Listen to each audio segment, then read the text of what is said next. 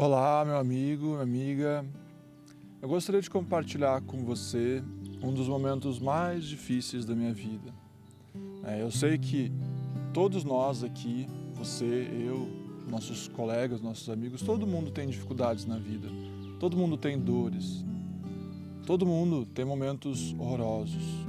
E eu não estou fazendo esse vídeo aqui para me vitimizar. Eu estou trazendo esse vídeo porque quem sabe possa trazer para você algum tipo de inspiração. Porque, como eu falei, todos nós vamos ter desafios na vida, dificuldades. A questão primordial é como que eu lido com as dificuldades. Porque eu vou ter, você vai ter, seus familiares vão ter, seus amigos vão ter, todo mundo vai ter. Isso é um fato. Não importa se a pessoa é rica ou se ela é pobre, todo mundo vai ter dificuldades na vida. Mas a questão é como você está lidando com as suas dificuldades. Eu vou compartilhar um pouco de um dos momentos difíceis da minha vida. Assim, eu tive vários momentos difíceis da minha vida, né? Meu pai faleceu, por exemplo, quando eu era jovem, quando eu estava com uns 24 anos, mais ou menos. Hoje eu estou com 32. Então ele faleceu faz 9 anos atrás, mais ou menos. Mas o momento mais assim que eu considerei difícil na minha vida foi quando eu tive um ataque de pânico na China. Eu estava trabalhando na China, faz mais ou menos uns 9 anos também atrás, por aí. E eu estava trabalhando na China, né, como modelo. E eu estava trabalhando, já fazia 5 meses na China. Eu estava trabalhando todos os dias, e mais ou menos assim, de 10 a 13 horas por dia. Só que, imagina, já é difícil você trabalhar 10 horas por dia no Brasil. Só que no Brasil você pode se comunicar em português com seus colegas de trabalho. Ali no meu caso, eu não podia me comunicar com quase ninguém, porque lá os chineses, a maioria deles não falam inglês. Então isso quer dizer o quê? Eu passava a maior parte do dia num estúdio, fechado, sem falar nada, só em silêncio e trabalhando, porque eu era pago por hora. Então, o cliente chinês, ele não quer perder um minuto do que ele está pagando para mim. Como ele está pagando por hora, ele vai fazer questão de que eu não sente para descansar, de que o meu almoço seja controlado. Então, esses 5 meses que eu tive de trabalho lá foram extremamente intensos. E eu não soube saber o momento de parar, de dizer, peraí, já fiz o suficiente. Eu não soube dizer não, porque eu estava visando o dinheiro, eu queria o dinheiro. Como eu estava sendo pago por hora, quanto mais eu trabalho, mais eu ganho. E daí, as pessoas normalmente elas escutam, nossa, modelo, uma coisa chique, bonita, mas na realidade, imagina você troca de roupa quantas vezes por dia? 1, 2? Eu tenho que trocar lá no estúdio 150 vezes de roupa por dia, e cada roupa que eu troco, eu tenho que fazer 20 poses. Então você, só estou supondo, 20, 100 poses, você calcula aí. 150 roupas vezes 50 poses, você faz o cálculo. Então eu passo o dia todo fazendo uma coisa monótona, posando, fazendo as mesmas caras, mesmas bocas, mesmos rostos, mesmas poses, sem falar nada com ninguém. E isso esgota, né? Porque uma das coisas mais saudáveis que existe para o ser humano é a socialização. Então lá eu não tinha tanta socialização durante o trabalho. Então acabou que realmente afetou. Só que eu não soube dizer não. Daí o que aconteceu? Chegou um momento que eu estava fazendo um trabalho, eu estava lá na 10ª hora de trabalho, em pé, né? O trabalho você fica em pé o dia todo. E de repente comecei a me sentir mal, comecei a perder a pressão. Daí eu fui no sofá assim, deitei, tinha um sofá lá, me deitei e comecei a chorar assim. Comecei a chorar e chorar e chorar. Eu fiquei chorando tipo 20 minutos sem parar. E daí os clientes olhando assim para mim, né, assustados, e nossa, o que fizemos com o modelo? Estragamos ele, o que está acontecendo? E eu também não sabia o que estava acontecendo comigo, porque eu não sabia o que estava acontecendo, porque na minha mente eu poderia trabalhar, mas o meu corpo disse não. Essa é a questão, né? Às vezes a gente não sabe dizer não, e daí o nosso corpo vai lá e diz não por nós. Então, quando a gente tem um ataque de pânico, por exemplo, não é uma coisa errada, é um sistema de proteção do seu corpo. E daí eu fiquei chorando ali 20, 30 minutos. Daí quando eu fui me levantar, eu simplesmente estava sem forças nas pernas. Eu não conseguia caminhar direito. E bom, eu achei estranho aquilo, mas não fiquei assustado nem nada. Daí eu voltei para casa, o pessoal me levou para casa. Daí eu deitei lá no chuveiro e comecei a chorar e comecei a sentir, o meu corpo e ver que o meu corpo estava maltratado, de tanto que eu estava trabalhando, tanto que eu estava abusando sem saber dizer não, sem saber pausar. E daí ali eu fui dormir e acordei no outro dia, só que eu continuei com a minha perna machucada, sem força na perna. E daí eu achei muito estranho, porque isso nunca tinha acontecido comigo, sempre fui uma pessoa saudável. Daí o pessoal da minha agência me levou para fazer acupuntura, para fazer massagem, porque eu ainda tinha uma agenda cheia de trabalhos, precisava estar bem para trabalhar. Então eles me levaram, só que mesmo me levando para os lugares, eu não melhorava, eu continuava com dor nas pernas e sem força nas pernas. Mas enfim, eu tinha agenda cheia, então eles me levaram para mim trabalhar. E daí eu fui para um estúdio trabalhar, depois de mais ou menos uma semana desse acontecimento. E daí no momento que eu pisei no estúdio e começou a sair aquela luz do flash, na minha cara, eu comecei a chorar de novo. E daí naquele momento eu percebi que eu não conseguia mais. Eu percebi que eu simplesmente não conseguia mais estar fazendo aquilo, eu precisava de descanso, de simplesmente parar. Então eu troquei a minha passagem para o Brasil, voltei para o Brasil e daí ali a minha vida mudou. Eu só estou fazendo aqui esse vídeo hoje por causa de tudo isso que aconteceu. Então o que começou a acontecer? Eu voltei para o Brasil e bem resumida a história, eu fiquei 3 anos com a minha perna machucada. A minha perna, eu sentia uma dor que eu chamava de uma dor infernal, de tão dolorosa que era infernal a dor. E essa dor, ela não era de... Imagina você às vezes tem uma dor de cabeça, uma dor e dura uma semana. Eu tive 3 anos a mesma dor, e era insuportável, mas eu não tinha o que fazer. E eu tentei de tudo, eu tentei de vários tipos de terapia, ayahuasca, terapias alternativas, ayurveda, tentei de tudo. Dieta, tentei comer carne, tentei ficar vegano e nada funcionava.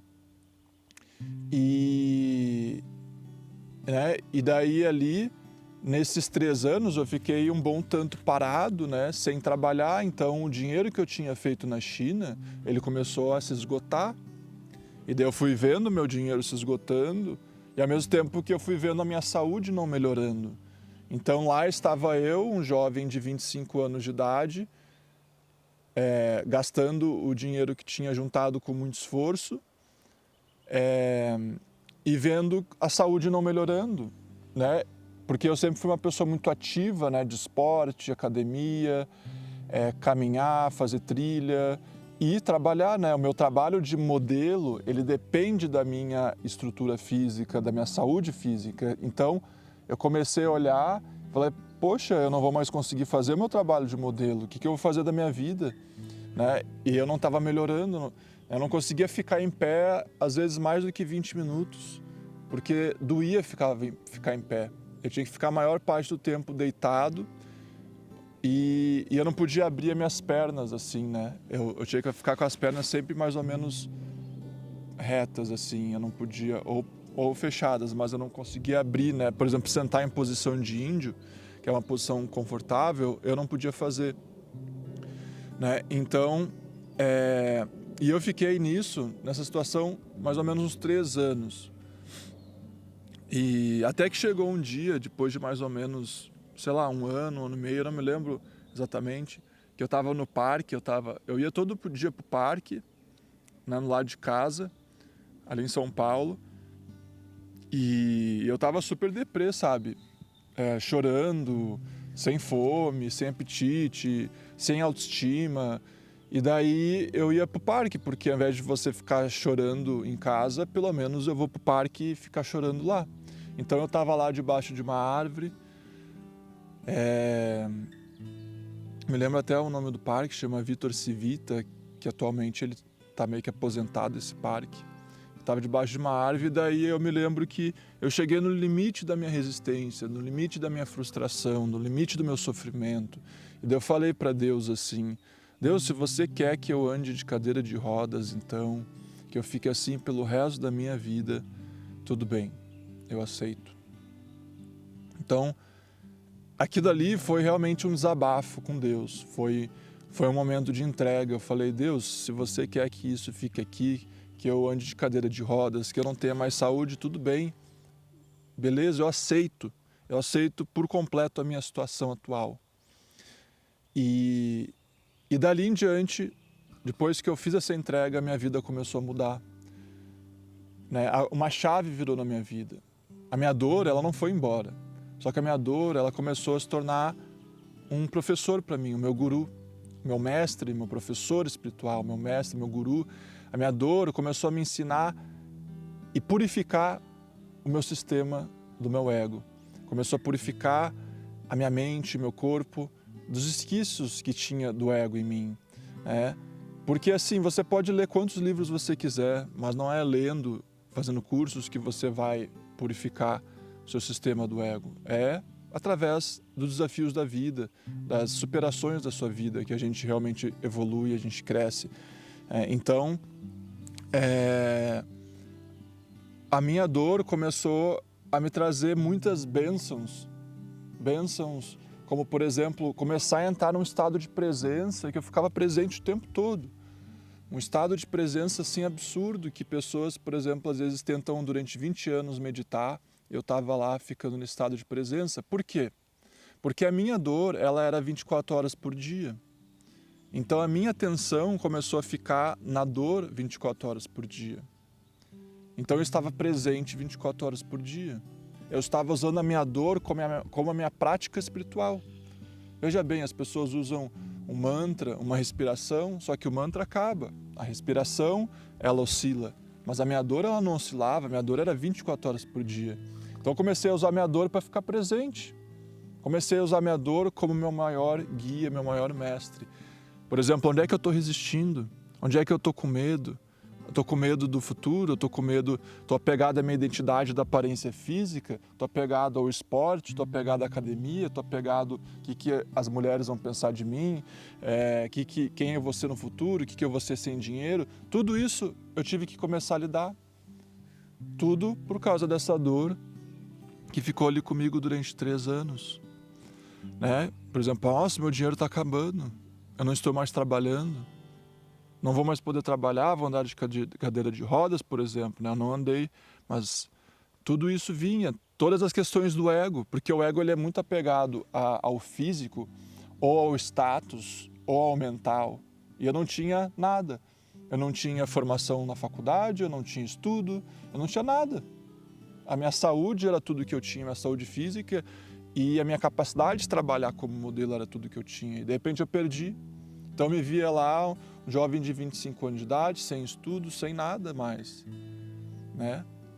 Sem família para ajudar, não contava com a ajuda da família, então era eu sozinho, eu perdido na vida. Mas é isso, eu comecei a aceitar essa situação, comecei a aceitar essa realidade. E como eu falei, no momento que eu aceitei, essa chave mudou e começou a me trazer muitos ensinamentos, muitas bênçãos, que, como eu falei, você não vai ter isso num retiro espiritual. A gente pode aprender muitas coisas em retiros, em livros, em cursos, mas tem certas coisas que a gente só aprende na situação, no dia a dia, Então, resumidamente, essa situação ficou ali durante 3 anos, até que um dia eu estava indo para um retiro do Adyashanti, do meu professor, nos Estados Unidos, e estava acabando meu dinheiro, sabe? Tipo, eu não tinha quase mais nada no banco, e daí eu consegui uma bolsa para ir no retiro dele, uma bolsa que eu não iria ter que pagar a acomodação e nem a parte do professor, do adeachante. A única coisa que eu teria que pagar é a minha passagem aérea, que já é bem cara, né, para nós brasileiros. Então, eu fui para lá e eu sentia que algo ia mudar lá, naquele retiro. Eu sentia que alguma chave ia mudar na minha vida de novo, relacionada à minha dor. Eu sentia que a minha dor, de alguma forma, ia acabar aquele ciclo. E daí eu cheguei lá, e daí pela primeira vez em 3 anos eu tinha conseguido de novo sentar em posição de índio, sem ter mais a dor, sem ter o efeito colateral. Eu consegui fazer yoga, que eu não conseguia durante 3 anos, eu não conseguia me alongar. Eu consegui, pela primeira vez, me abrir. E ali a minha vida mudou. Na verdade, eu só estou fazendo esse trabalho hoje de espiritualidade por causa desse retiro que eu fui, porque ali foi o dia que me veio o chamado, né, de que eu deveria voltar para São Paulo e começar a fazer o meu trabalho espiritual, né? Foi nesse retiro que veio esse chamado, que foi algo totalmente involuntário, né? Eu não tinha essa expectativa, foi algo que aconteceu de forma natural, porque, poxa, volta para São Paulo e começa a compartilhar os ensinamentos. Não é uma coisa fácil, né? Normalmente seria mais fácil, volta para a praia, vai para Chapada dos Veadeiros, né? Tipo, vai para um lugar paradisíaco e começa a ensinar. Não, para mim o chamado foi vai para São Paulo. E daí eu voltei para o Brasil, resumindo de novo, voltei para o Brasil e daí eu tinha que ir para São Paulo, mas eu não tinha mais dinheiro, acho que eu tinha R$5.000. E daí eu sabia que eu tinha que ir para São Paulo, só que eu não tinha diploma nenhum, eu não tinha, né, formação em nada de espiritualidade. Eu falei, poxa, as pessoas vão me processar, né, se eu não tiver pelo menos uma mínima formação. Daí eu fui buscar uma formação e foi lá que eu comecei tudo, né? Eu fui fazer essa formação de professor de meditação, só que no final das contas eu só fiz esse curso para conhecer uma pessoa que me ajudou a começar o meu trabalho espiritual, que foi a Sandra, né? A Sandra me ajudou, me incentivou, ela alugou uma sala e ali a gente começou a fazer todo o trabalho de espiritualidade, né? Então o curso só foi uma desculpa do universo para me conhecer a Sandra. Na ideia ali, né, ali eu fui me reerguendo, fui conseguindo juntar dinheiro, consegui me reerguer na vida novamente. E daí ali a minha dor, com o passar do tempo, foi cada vez mais se esgotando e hoje, né, graças a Deus, eu não tenho mais essa dor. Né, eu estou aqui, por exemplo, fazendo uma trilha de 4 horas e eu não pude sentir isso durante muitos anos. Mas é isso, se eu precisasse ficar também com a minha dor, tudo bem, eu já tinha aceitado ela. Na realidade, preste bem atenção, eu muitas vezes perguntei assim, será mesmo que eu quero que essa dor vá embora? Porque ela me trouxe tantas bênçãos na minha vida, ela me trouxe tantos ensinamentos, ela me trouxe tantas lições. Será que é mesmo que eu quero que o meu maior professor vá embora? Entendeu? Eu me fiz essa pergunta. Mas é isso, se Deus decidiu que acabou, acabou. É Ele que decide. Então, se você está tendo hoje uma dificuldade enorme, uma dor enorme, talvez seja o seu maior guru, seu maior mestre, e você pode estar talvez rejeitando o seu maior ensinamento da sua vida. Muitas vezes a gente pede, Deus me ajuda, me faz evoluir, me faz crescer, me ilumina. Daí Deus vai lá e te traz exatamente um desafio, uma graça fervorosa, como chama o adeachante. Existe a graça que ela é leve, uma graça leve. Existe uma graça que é fervorosa, que é uma doença, uma dor, uma morte, né? E no meu caso, foi essa doença física. Então, Deus, ele utiliza o que for necessário para fazer com que a gente se estabilize na consciência, né?